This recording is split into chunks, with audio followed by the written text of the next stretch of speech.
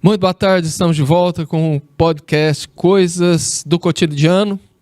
Hoje a segunda parte com o tema O Evangelho e os Dias Atuais. E hoje, como é de praxe, nós iremos responder as perguntas que os ouvintes nos enviaram durante a semana, através do nosso WhatsApp no 64996031234 ou no telefone fixo aqui no nosso estúdio, no 64 3014 4009. O Claudinho está louco para receber a sua ligação.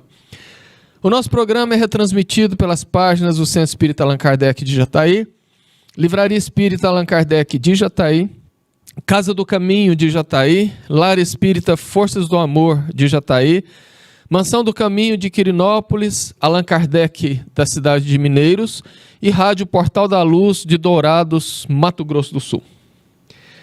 Antes de iniciar, então, eu convido a todos para que possamos elevar os nossos pensamentos até o nosso Pai, para agradecer as bênçãos de mais um dia que se finda, pelas bênçãos da vida, e por essa oportunidade de aqui estarmos comungando os ensinos do Evangelho de Jesus. Que Ele possa nos iluminar a todos e que assim seja. Para você que está acompanhando o nosso programa por primeira vez, o nosso podcast ele se chama Coisas do Cotidiano, porque o objetivo é discutirmos assuntos do cotidiano que infringem as pessoas, as vidas das pessoas, sempre à luz da doutrina espírita. Nós temos para cada tema, no mínimo, 2 programas, sendo que o primeiro sempre temos a presença de um convidado, onde discutiremos o tema proposto, e na segunda parte nós respondemos as perguntas dos convidados. Nessa segunda parte, nós embasamos as respostas sempre nas melhores fontes, sejam elas da codificação, seja ela filosófica, científica ou religiosa. Então, sem mais delongas, vamos começar, pois nós temos aqui uma boa lista de perguntas que recebemos. E o ouvinte pergunta: como ensinar o Evangelho para a nova geração? Precisamos nos adaptar? Bom, quando a pessoa pergunta como ensinar o Evangelho para a nova geração, e se precisamos adaptar, dá-se a entender que é uma pessoa que ou trabalha com jovens, com crianças, ou é pai ou mãe. Mas respondendo, essa nova geração, ela carrega um estigma devido ao que os estudos estão apontando de um baixo QI entre adolescentes e jovens. No entanto, essa realidade, ela se dá devido à criação que esses jovens e que essas crianças estão tendo e à cultura em que elas estão sendo inseridas. Já existem várias pesquisas que dão conta de que o uso excessivo do celular, do tablet e particularmente das redes sociais tem criado uma estagnação nas pessoas. Tem criado uma estagnação cognitiva que está interferindo no aprendizado. Os jovens, quando estão acessando as redes sociais, recebem ali tudo praticamente muito rápido, tudo muito volúvel, por tempos muito curtos de duração, e isso tem dificultado o aprendizado, o exercício cerebral, sobretudo o exercício do raciocínio e do cérebro. Porque quando nós comparamos com gerações anteriores, e aqui é bom que se diga que em toda geração sempre os mais velhos vão criticar os mais novos. No entanto, dessa vez está acontecendo algo realmente que chama a atenção. Quando as gerações anteriores, por exemplo, jogavam os precursores dos jogos de videogame que tem hoje, até aqueles jogos eram feitos de maneira que forçava o raciocínio. Eram jogos que fazia com que o usuário tinha que pensar. Quando se jogava algum brinquedo, ali a pessoa também tinha que pensar.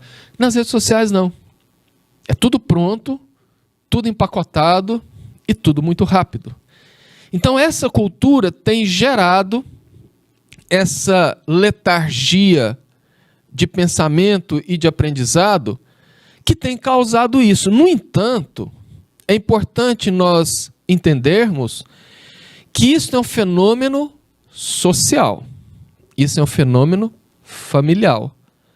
Os espíritos que habitam esses corpos dessas crianças, que nós chamamos de nova geração, são espíritos antigos, como nós outros, que trazem os seus conflitos, as suas imperfeições, as suas dificuldades, e por conta disso, naturalmente, necessitam da educação e do aprendizado.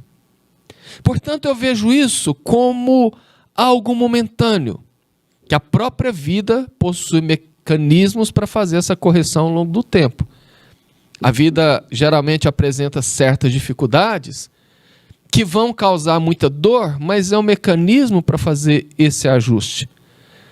Então, a forma de ensinar o Evangelho para a nova geração não difere de maneira nenhuma da forma de ensinar o Evangelho para as demais gerações. No entanto, é bom lembrarmos que o Evangelho ele não é um texto, ele não é um livro, ele é modo de vivência. O Evangelho é a forma de você conviver, de você ter atitudes, de você pensar. Portanto, essa aplicação do Evangelho, ela deve se iniciar durante a gestação. Porque nós sabemos, dentro da doutrina espírita, que os espíritos que irão habitar os novos corpos já convivem com os pais desde tempos anteriores à própria fecundação. E que logo após a penetração do espermatozoide no óvulo, ali o espírito já é ligado. E é mais uma prova de que a partir da fecundação já existe vida. Ao contrário que muita gente que defende o aborto afirma que não. E o espírito que está ligado àquelas células que irão se desenvolver para formar um novo corpo, à medida que o corpo vai desenvolvendo no ventre da mãe, ele vai desenvolvendo num processo inverso, sofrendo uma plasticidade no seu perispírito, a fim de que, ao nascer, ele acople e passe a habitar aquele corpo. No entanto, nas fases iniciais, nas primeiras semanas, o espírito que vai habitar o corpo, ele ainda tem uma certa lucidez. E ele vai absorver tudo que lhe for aplicado em relação a todos os assuntos. E nesse caso, ao Evangelho. E sendo assim, ele começa então a ter os pródomos da formação da nova personalidade. A partir do nascimento, é fundamental que a aplicação do Evangelho se dê com o exemplo dos pais. É importantíssimo a educação religiosa, seja ela qual for a religião. Porque é a educação religiosa que vai fertilizar o solo dessas almas para receber as sementes do ensinamento de Jesus, que, repito, tem que ter a porção teórica, naturalmente, mas principalmente a parte prática. E a parte prática não é levar a criança e deixá-la na evangelização e jogar tênis, ou ir para o shopping, ou fazer compras. É levar a criança para a evangelização e participar, de certa maneira, das atividades da casa espírita, ou do centro, ou do templo, ou da igreja, de forma que, assim procedendo, os pais estão dando exemplo. Os pais estão mostrando como se deve fazer.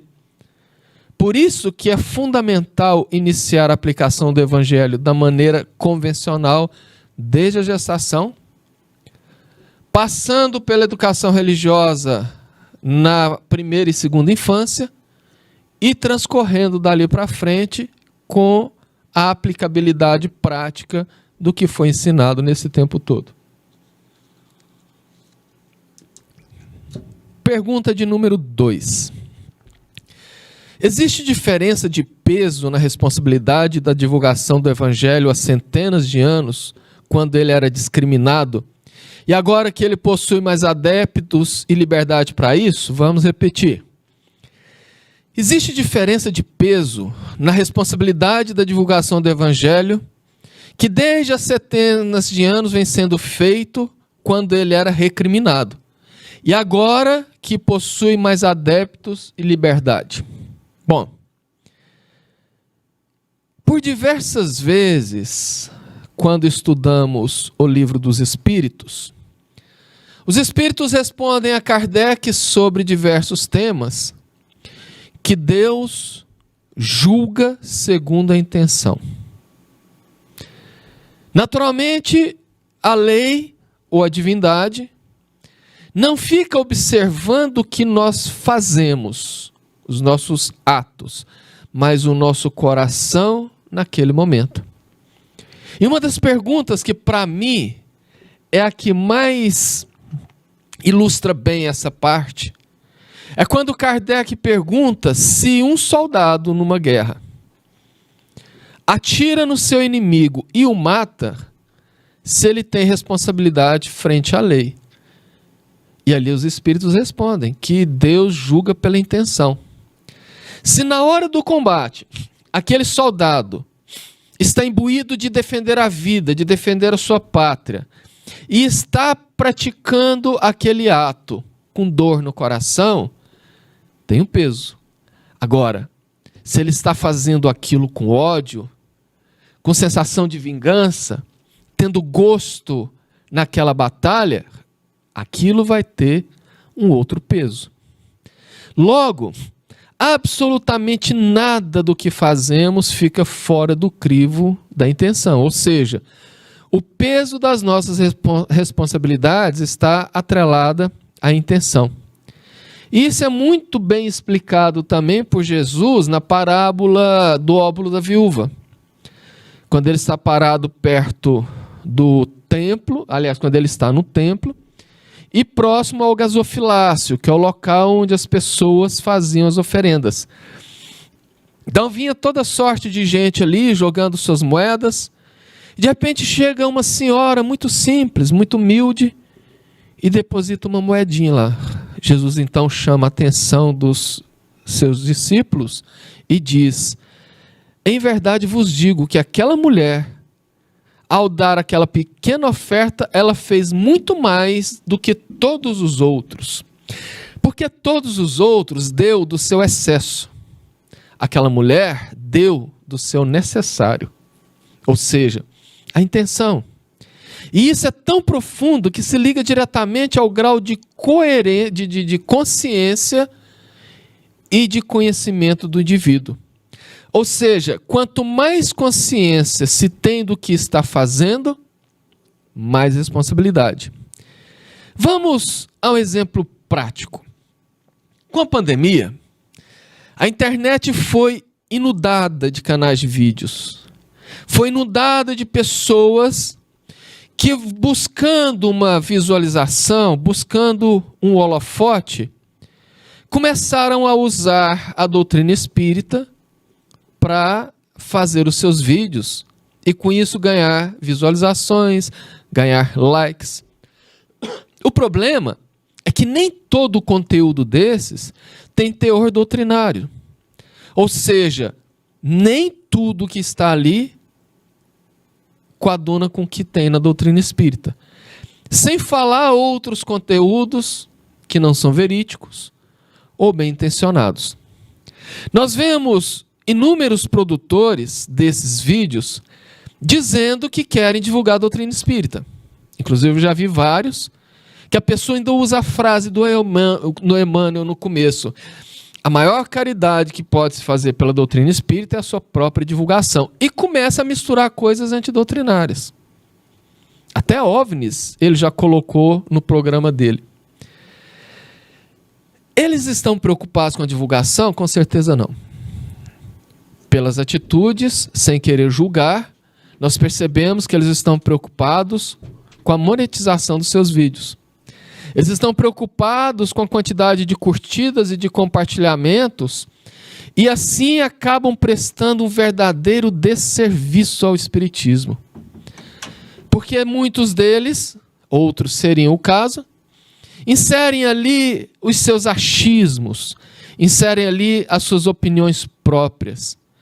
E todo esse conteúdo chega a todo tipo de usuário. Principalmente os simpatizantes da doutrina espírita, os curiosos, que passam a pensar que espiritismo é aquilo ali que eles estão vendo. E lógico que, naturalmente, todas essas pessoas que se dizem bem intencionadas estão fazendo, vamos chamar aí entre aspas, esse estrago, serão responsabilizados segundo as suas intenções perante a lei. Então, quando eu comento isso, eu me lembro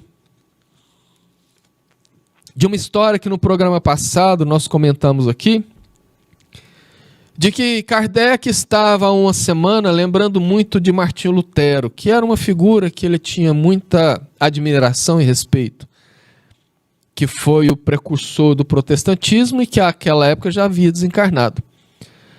Numa certa noite, Kardec, ao deitar, percebe a chegada de um espírito e quando ele olha, é Martinho Lutero. E diz para ele que, para que ele se preparasse, pois eles iriam fazer uma viagem. Kardec, então, sem saber explicar, começa a subir, e ao mesmo tempo que ele está subindo, ele começa a descer e se vê numa região de muita sombra, de muita dor, de muito sofrimento, onde lá só se ouve grunhidos, choros, gritos, reclamações. E nesse sentido, ele pergunta assustado, mas quem são esses? São aqueles que crucificaram Jesus? Aí Lutero responde, não, esses aí fizeram aquilo não imbuídos de maldade, eles estavam defendendo a lei, eles tinham outros interesses, mas eram muito imaturos. Esses já resgataram todos os seus débitos, já seguiram a vida. Ele então pergunta, são os grandes conquistadores que mataram, pilharam? Ele falou, não. Esses também já resgataram suas dívidas e estão, inclusive, alguns deles até em mundos superiores. Ué, então foram o que? Os imperadores romanos? E ele então começa a apontar e sempre que ele vai apontando, Lutero diz que não. E ele pergunta, quem são esses? Aí Lutero diz, esses são aqueles que, conhecendo o Evangelho de Jesus, não o aplicaram na sua vida. Em outras palavras, que distorceram, que bagunçaram, que fizeram o que muita gente está fazendo. Kardec então ficou tão chocado que ele acordou e escreveu a questão 642 do Livro dos Espíritos, onde ele pergunta, para agradar a Deus e assegurar a sua posição futura, bastará que o homem não pratique o mal? E os espíritos respondem, não. Cumpre-lhe fazer o bem no limite de suas forças, porquanto responderá por todo o mal que haja resultado de não haver praticado o bem. Reflitamos sobre isso. Pergunta de número 3. Como ser cristão nas redes sociais? A resposta é da mesma maneira que devemos ser cristãos fora delas. Cristianismo não é um partido ou uma bandeira. Muitos sentem que ser cristão é apenas dizer, eu sou cristão, como se fosse um partido. Eu sou daquele partido. No entanto, ser cristão é viver segundo os ensinamentos e os exemplos de Jesus, o Cristo. Aí a pessoa pode perguntar, tá, mas especificamente nas redes sociais, como seria isso? Bom, então vamos à receita de bolo. Eu sugiro, pelo menos é o que eu faço, Sempre que eu me vejo em situação complexa, ou uma situação que eu estou inseguro sobre a melhor maneira de agir, eu penso, como Jesus agiria no meu lugar se ele estivesse aqui? As respostas serão as mais diversas, mas nenhuma delas passará por não compartilhar nada que não seja útil, não aderir a nada que não traga conhecimento ou experiência nobre, não julgar, não agredir, não ofender, não coadunar com notícias falsas, ou ainda nada que atente à liberdade do outro. É só fazermos isto e estaremos agindo como cristãos em qualquer lugar, e principalmente nas redes sociais. Pergunta de número 4. O objetivo do Evangelho de Jesus é realizar uma mudança instantânea ou gradativa na essência do Espírito? Respondendo, o objetivo do Evangelho de Jesus é realizar uma mudança instantânea ou gradativa na essência do Espírito. Minha resposta, a natureza não dá saltos. Até o que aparentemente é instantâneo, como por exemplo uma explosão, tem um processo de evolução que leva uma parcela de tempo ínfima, mas é uma parcela de tempo relativa à natureza do elemento. Logo, nós também, como parte integrantes da natureza, que seria toda a criação divina, temos o nosso tempo de desenvolvimento e de maturação. Para que a gente possa entender melhor, vamos a uma comparação com a formação de um ser humano. O ser humano deriva da fecundação de um espermatozoide a um óvulo.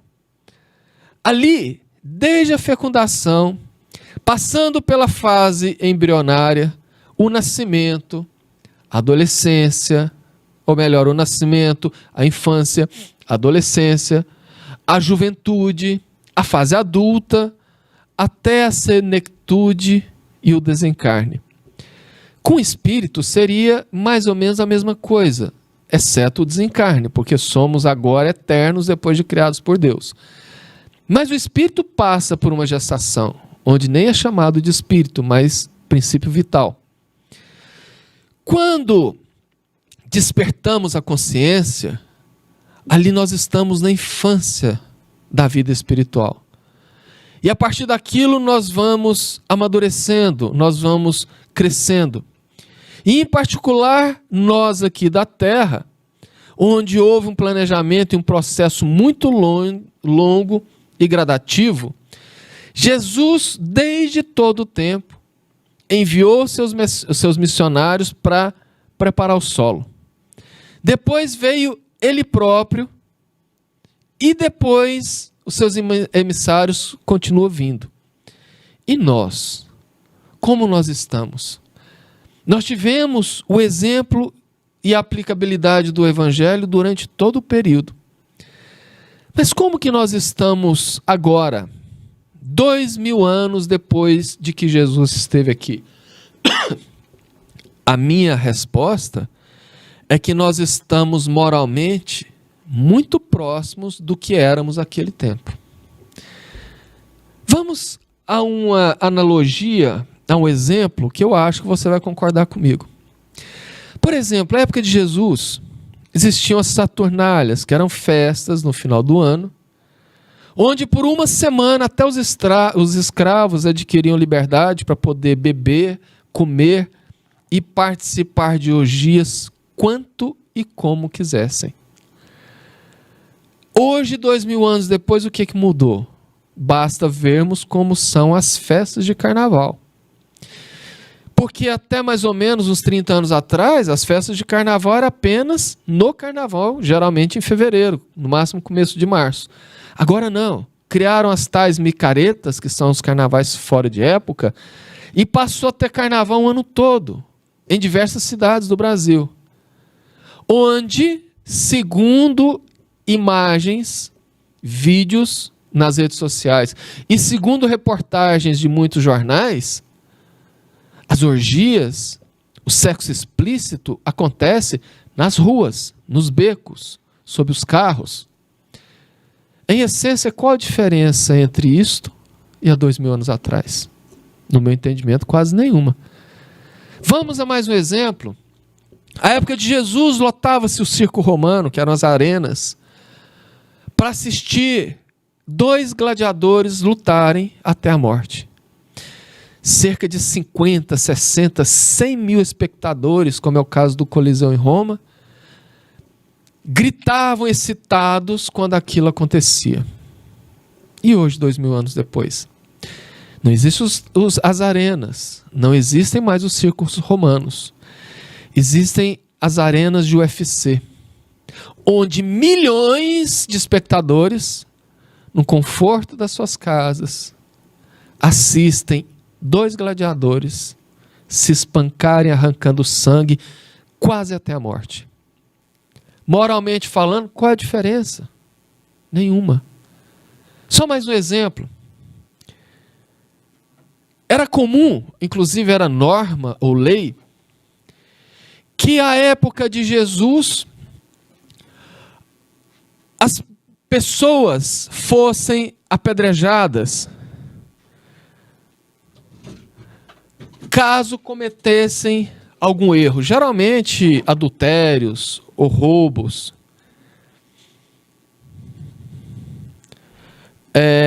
E hoje, as pessoas naquela época eram apedrejadas até a morte.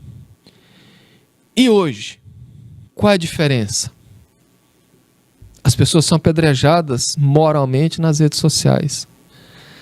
Muitas vezes levando várias pessoas ao suicídio ou à morte social. Qual a diferença? Praticamente nenhuma. Então, sem falar que nós temos notícias de espíritos que habitam orbes mais evoluídos, como Júpiter e Sírius, e que continua naturalmente estudando o Evangelho, porque estudam com mais conhecimento, com mais maturidade. Portanto, esse é o ponto principal.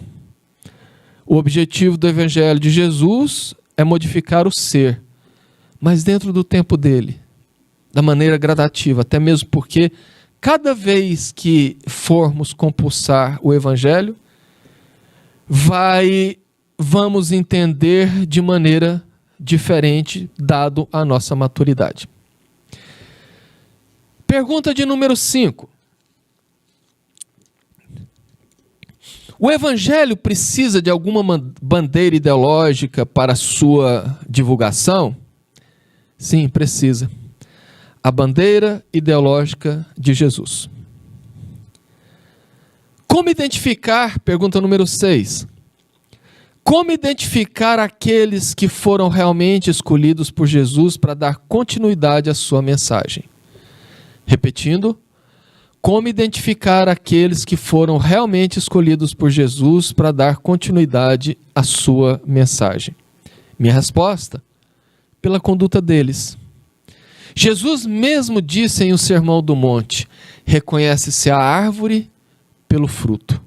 Logo, uma árvore boa não pode dar maus frutos, assim como uma árvore má não pode dar bons frutos. E nós mostramos quem somos em essência através da nossa conduta. Pergunta de número 7. Como saber se estou vivendo de acordo com o Evangelho? Existe algum alerta interno que identifique o êxito ou equívoco?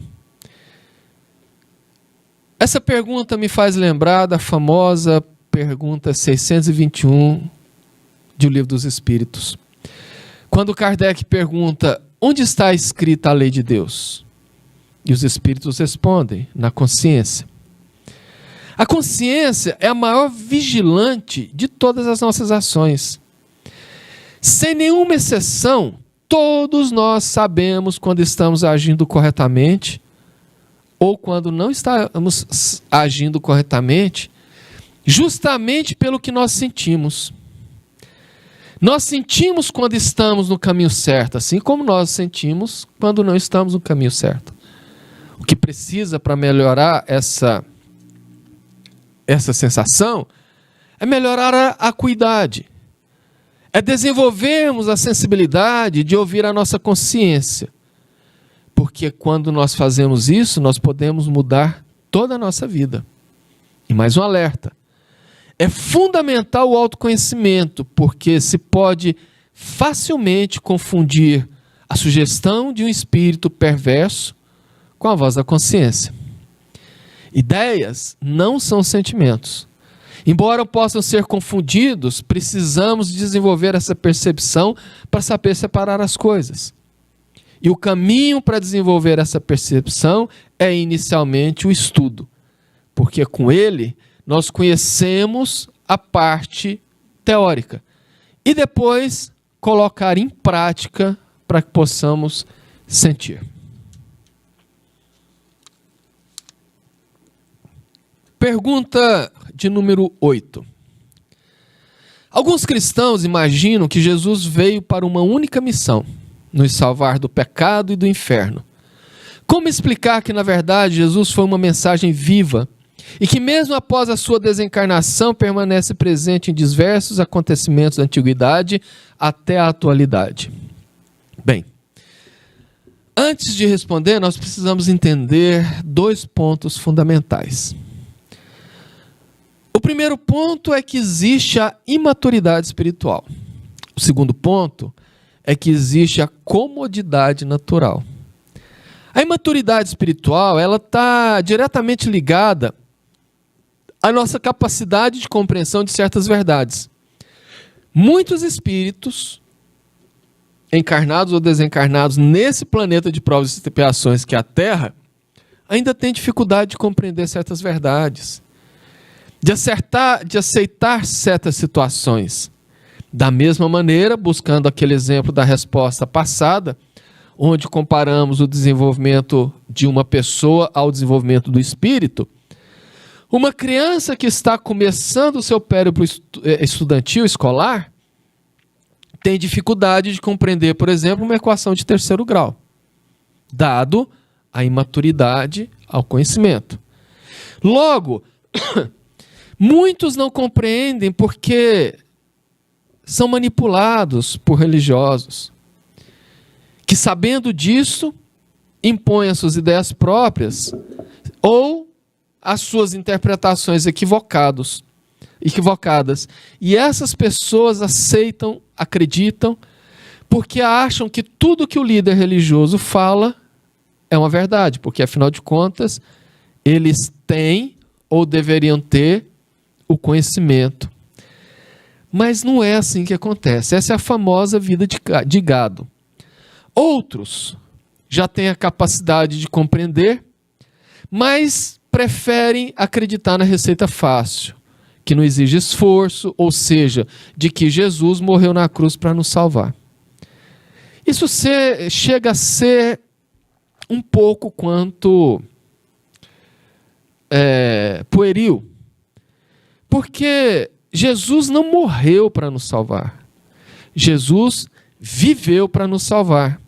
Através dos seus ensinamentos, através dos seus exemplos, nos salvou da ignorância, da dor, do sofrimento, do atraso espiritual. Até mesmo porque, se todos nós crêssemos e aceitássemos, por exemplo, que já estamos salvos, porque se Jesus morreu na cruz para nos salvar, nós estamos salvos. Se nós estamos salvos, então para que preocupar com o futuro? Para que preocupar com a nossa melhoria, já que estamos salvos? O professor Severino Celestino,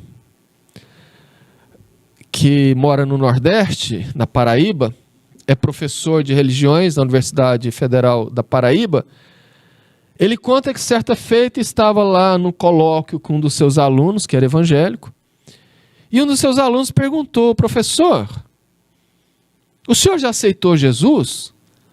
E ele, de maneira muito jocosa, porque ele tem um senso de humor muito refinado, disse assim: sim, meu filho, eu já aceitei Jesus. O problema agora é saber se Jesus me aceitou. E esse é o ponto fundamental.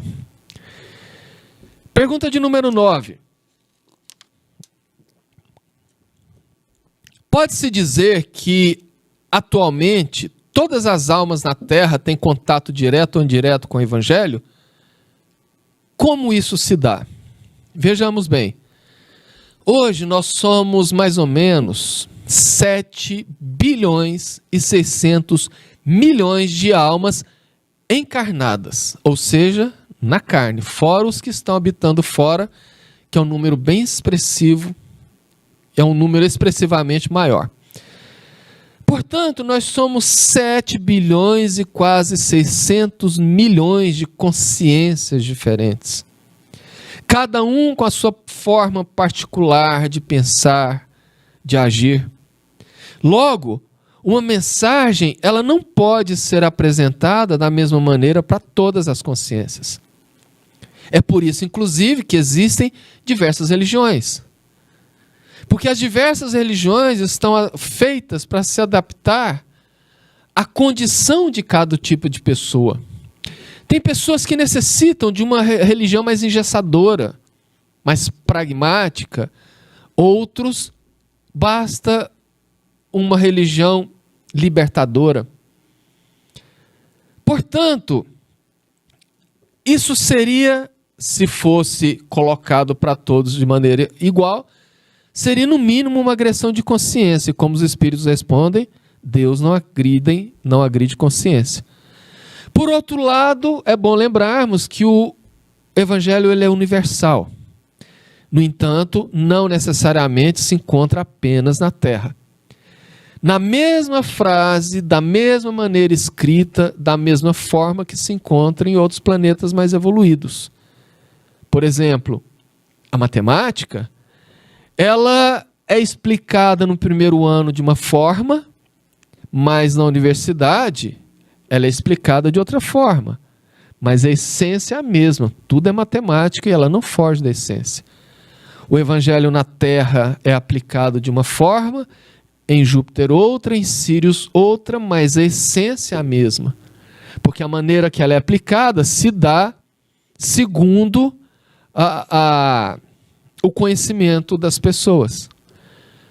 E voltando para a Terra, se compulsarmos, por exemplo, todas as doutrinas religiosas do planeta, como o hinduísmo, o islamismo, o judaísmo, o budismo e o cristianismo, encontraremos os ensinos colocados ali, aparentemente de maneira distinta, mas a essência sempre é a mesma. Pergunta de número 10. Sou católica, mas muito simpatizante do espiritismo. E ouço muito falar do Evangelho no lar. O que seria o Evangelho no lar? E como fazer o meu? Minha resposta: o Evangelho no lar é um momento onde a família ou as pessoas se dedicam à oração em grupo, de preferência em família, buscando um contato mais próximo com a espiritualidade e a compreensão dos preceitos espíritas e cristãos, trazendo para dentro da nossa vida e principalmente para dentro da nossa casa esses ensinamentos. Quando o ensinamento de Jesus vibra entre as 4 paredes de um templo doméstico, os pequeninos sacrifícios tecem a felicidade comum, como enumera Emmanuel. Por que devemos então fazer o Evangelho? Porque o hábito e a prática da oração nos trazem diversos benefícios, especialmente no caso do Evangelho no lar. Nós podemos ter, por exemplo, destacando esses benefícios, que o Evangelho no lar propicia um momento de comunhão de ideias e sentimentos entre as famílias, reaproximando, reagrupando as famílias. Ele também auxilia a harmonização do ambiente doméstico, o equilíbrio psíquico. Ele nos leva a uma reflexão sobre os ensinamentos de Jesus, principalmente à luz da doutrina espírita. Favorece a aproximação dos nossos mentores e amigos espirituais, fazendo com que o ambiente doméstico fique modificado positivamente. E como fazer então? É muito simples. Para fazer o Evangelho do lar, nós precisamos eleger um dia da semana e um horário que sempre dê para fazermos no mesmo horário. Nós precisamos ter essa frequência. Porque com a repetição do Evangelho, nós começamos a conquistar a presença de muitos amigos espirituais. E é bom que se entenda que os bons espíritos são responsáveis e têm compromissos. Portanto, se a pessoa faz o evangelho cada dia no horário, cada dia num dia, ele vai ter a presença dos espíritos bons, mas não de uma maneira mais disciplinada, como se tiver marcado o dia. Então, feito isso, elegendo o dia, pode-se pegar uma água, que pode ser separadas em copos pelas pessoas que estão ali, ou numa garrafa, colocar lá para ser magnetizada, ou como se dizia antigamente, fluidificada. Começamos então com uma prece inicial, uma prece de abertura, assim como nós fazemos aqui no programa, e depois uma leitura do Evangelho, de um trecho do Evangelho segundo o Espiritismo, onde ali nós faremos uma reflexão sobre o tema. Geralmente é interessante que essa reflexão seja feita através da colocação da opinião dos integrantes, com comentários, com sugestões. É ali que nós temos a oportunidade de olhar nos olhos da nossa família, de interagir melhor com a nossa família, que em termos de redes sociais estão ficando cada vez mais afastadas. É ali que nós temos condição de perceber se um dos nossos familiares está com problemas, como a depressão, por exemplo. Mas é ali também que as entidades espirituais que estão presentes, principalmente em tratamento, vão receber a evangelização, o esclarecimento. Depois disso, uma prece final de agradecimento, e encerrou o culto. É algo como 15, 20 minutos no máximo. Portanto, é interessante que não passe desses 15 ou 20 minutos para não ficar muito cansativo. Outro ponto fundamental é que culto do Evangelho no lar não é lugar para manifestações mediúnicas. Se começar a acontecer, procure a orientação de atendimento fraterno.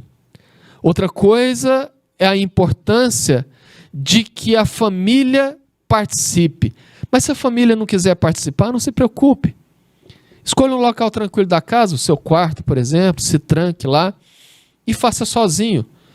Porque todas as energias benéficas geradas ali naquele culto vai irradiar por toda a sua casa, por toda a rua, por todo o bairro e vai alcançar o universo através do fluido cósmico. Pergunta de número 11. Como ter autonomia para saber se estou interpretando o Evangelho da maneira correta? Quando eu li essa pergunta, eu me lembrei de uma parábola de um sábio de um aprendiz que estava viajando o país procurando um sábio que pudesse resumir todo o Evangelho para ele no tempo que ele pudesse ficar de pé em um só pé. Então, antes dele cansar e botar o outro pé, esse sábio, se fosse verdadeiramente um sábio, resumiria todo o Evangelho para ele nesse tempo. E ele já estava ficando frustrado, porque ele ia até os sábios mais conhecidos, mais indicados, e a resposta sempre era a mesma: impossível. O Evangelho é muito complexo, é muito profundo. Não tem como eu resumir num tempo tão curto. Até que certa feita ele estava caminhando por uma praia e viu lá na frente um senhor de idade, meditando. Se aproximou e perguntou: o senhor saberia me responder uma questão que eu nunca consegui em lugar nenhum? Pois não, meu filho, o que é? O senhor saberia me responder o que é o Evangelho? Ou melhor, o senhor saberia interpretar o que é o Evangelho no tempo que eu fico em pé em um só pé? E disse: sei. Sabe? Sim, sei. Toma posição. Ele então ficou na posição e aquele senhor disse: ama. Só isso? Só. Você está querendo me dizer que todo Evangelho se resume em amar? É. O resto todo, meu filho, é só explicação disso. Esse é o jeito mais fácil e mais simples de interpretar o Evangelho: amar. Toda a doutrina de Jesus resume nessa máxima. Mas o que é amar? Amar é viver as leis de Deus. É viver aquelas leis que todos nós conhecemos sem nenhuma exceção. Pergunta de número 12, a nossa já penúltima pergunta. O que é o Evangelho segundo o Espiritismo? É um evangelho dos espíritas? Bom, o Evangelho segundo o Espiritismo é uma das obras da codificação espírita que trata especificamente do aspecto religioso da doutrina. Essa obra possui inúmeras passagens do Evangelho de Jesus e dos seus ensinamentos, particularmente as de ordem moral, o que faz com que possa ser aclarado assim para as pessoas as verdades do Cristo com a realidade da vida espiritual. Não sendo dessa maneira um livro à parte, ou seja, um novo evangelho, o Evangelho segundo o Espiritismo nos apresenta o Evangelho de Jesus explicado segundo os ensinamentos espíritas. O que vale dizer que o Evangelho segundo o Espiritismo não tem outro objetivo senão o de conclamar-nos ao estudo e ao entendimento das sempre novas palavras de Jesus. Entre os 28 capítulos do Evangelho segundo o Espiritismo, o último é uma coletânea de preces, mostrando que o Evangelho segundo o Espiritismo também é um convite que a espiritualidade nos traz para entendermos e vivermos a mensagem do Cristo. Nossa última pergunta de hoje, então. 13ª ou 13ª. Você concorda que, se acaso Jesus surgisse nos dias atuais, não seria aceito como Jesus, dado a diversidade de religiões, e ficaria difícil a sua presença e incorporar a sua mensagem no dia a dia? Bom, o que acontece hoje em dia nada mais é do que a reprodução exata do que aconteceu no período de Jesus. Lembra que eu fiz aquelas comparações sobre o carnaval, as lutas, o apedrejamento? Pois bem, fariseus, saduceus e tantos outros daquela época, hoje estão em outra roupagem, aqui trazendo as suas concepções, os seus exclusivismos, para que nós possamos entender a dificuldade dessa que seria a missão de Jesus caso voltasse.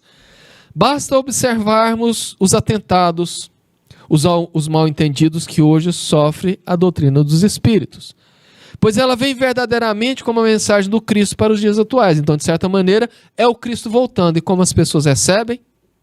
Literalmente atacando, apedrejando, entre outras coisas que não seria bom falar aqui. Enfim, com as perseguições e as compreensões que hoje sofremos, podemos refletir que verdadeiramente o espírito, ainda sectário e antirreligioso, é o espírito de cada um de nós que estamos vivendo essa humanidade. Nós então assim fechamos as perguntas de hoje. Eu gostaria de agradecer muito a presença de todos que estão aqui nos acompanhando, nos apoiando, e dizer que, se você quiser enviar sugestões para os próximos temas, pode deixar no chat aí da rede social que você acompanha, ou através do nosso WhatsApp.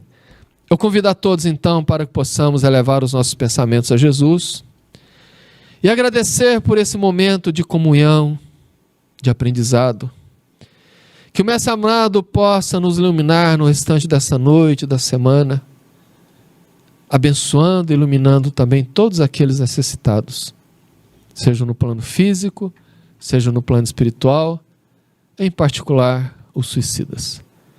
Portanto, que Jesus possa iluminar e abençoar a todos. Louvamos a Deus pelo nome do qual encerramos o nosso programa de hoje. Que Jesus nos ilumine e proteja hoje e sempre, e que assim seja.